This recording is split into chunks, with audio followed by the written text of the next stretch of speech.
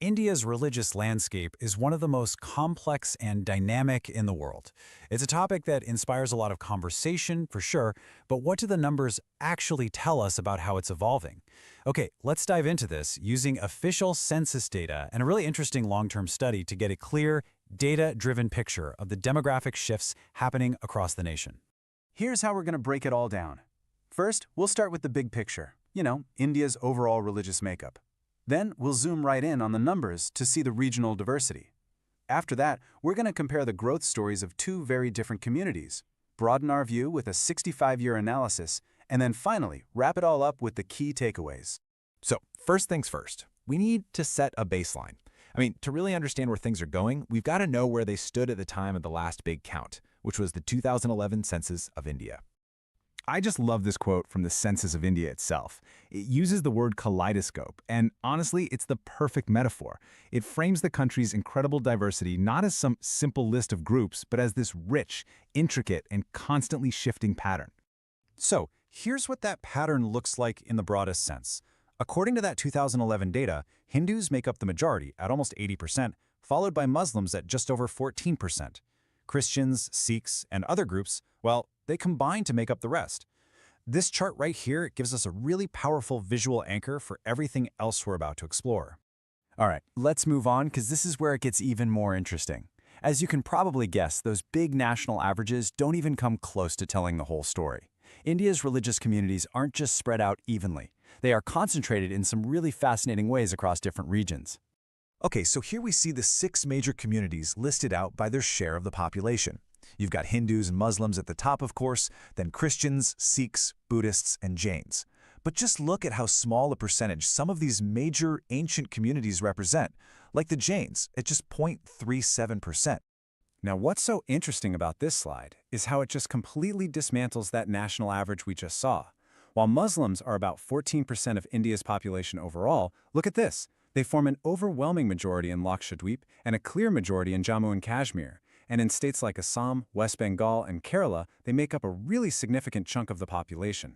And this isn't just about one group either. Here's another powerful example of that same regional concentration.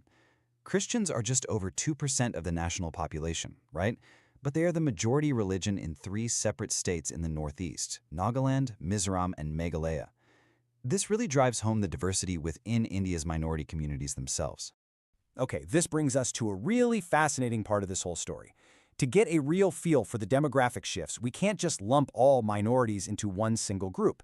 So what we're going to do now is look at the very, very different demographic journeys of 2 communities. First, let's look at the data for India's largest minority community.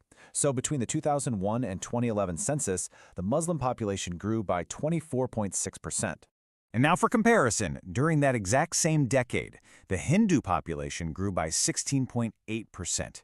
So putting those two numbers right next to each other, well, it shows a clear difference in the growth rates between the country's 2 largest religious communities. But that's just one part of the story. Now let's pivot and look at a community with a completely different set of numbers, the Jains. They are one of India's oldest religious groups, and their demographic profile is, well, it's totally unique. And this right here perfectly illustrates just how different these stories can be. The Jain community is the smallest of the 6 major groups we saw. But get this, they have the highest literacy rate in the entire country. At the same time, they've got the lowest total fertility rate and the highest proportion of their population in senior age groups. It paints this picture of a highly educated community that's also facing some real demographic challenges with an aging population. Okay, so everything we've looked at so far has been based on census data, right? Kind of like a snapshot in time. But what happens when we pull the camera way, way back? We're going to zoom out for the long view with a recent working paper from the Economic Advisory Council to the Prime Minister, or EACPM. This study analyzes demographic changes over a much longer period. And just so we're all on the same page, the EACPM is an independent body. Its job is to provide economic and policy advice to the government. So what we're doing here is simply presenting their findings as they reported them in their paper to get this longer-term perspective.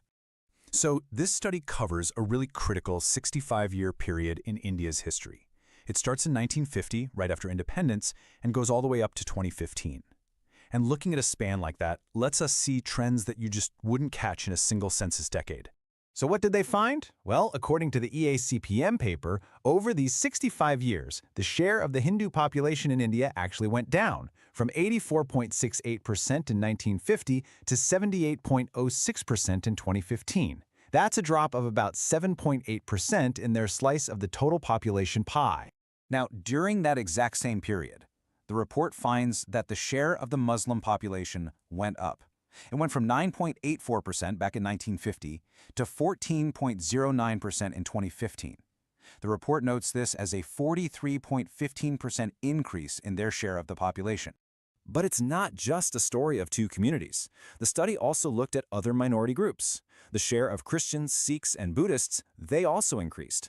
But the share of Jains saw a small decrease, and the Parsi population saw a really sharp decline of 85% in their share over that 65-year period. It just goes to show you the trends are not uniform across the board. And the report puts all this into a wider context, which I think is really important. The authors contrast the trend in India with many of its neighbors. They point out that in countries like Bangladesh and Pakistan, the population share of the majority religion actually increased during a similar period, while in India, as we just saw, the share of the majority religion decreased. Okay, wow. We have looked at a ton of numbers from different sources and different time frames. So let's just pull back for a second and summarize the really crucial points that all this data is telling us about India's religious demographics. So what are the big takeaways? First, India is a deeply diverse nation, and those national averages, they hide some pretty huge regional differences. Second, the demographic stories of its many communities are not the same at all. They show vastly different patterns of growth, education, and age. And third, that long-term 65-year analysis shows a clear decrease in the majority Hindu population share, alongside an increase in the share for most minority communities. And the authors of that EACPM report, well, they offer their own interpretation of these findings. They write, and I'm quoting this directly from their paper, contrary to the noise in several quarters, careful analysis of the data shows that minorities are not just protected, but indeed thriving in India. So that's their conclusion, based on the population trends they analyzed. And all of this brings us to one final thought. The data paints a complex, evolving picture, right? So as India continues its journey as the most populous country on Earth, the really big question remains, what do all these ongoing, multi-layered demographic shifts actually mean for the future of its unique social fabric? It's a question the data really prompts all of us to think about.